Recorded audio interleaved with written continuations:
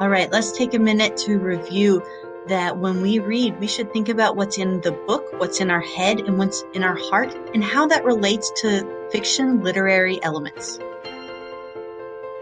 So we've talked about that we need to think about what's in the book. What is it that the author wants us to know? And in our head, what are we thinking while we're reading?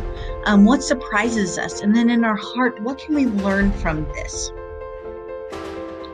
So when we notice things in the book and we're tying that into literary elements of characters, we pay attention to what the characters say, think, their emotions, their actions, and their looks. All of these can really help us to ask questions and then start thinking about what's in our head. Also, the elements of setting and plot, paying attention to where the character is and when is the story taking place, the sequence of events that are happening, what are the most important events, those things you really need to be paying attention to and thinking about in your book. Then as we start to notice these things in the book, that leads us to thinking about what's in our head. When we start asking ourselves, why is the character doing that? And thinking about what the character's personality is. Those are all things in our head.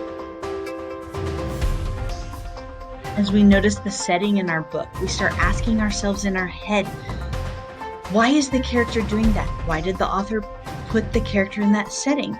This can help us to understand, maybe that character's acting in a contradictory way because of the setting. Maybe that's his problem.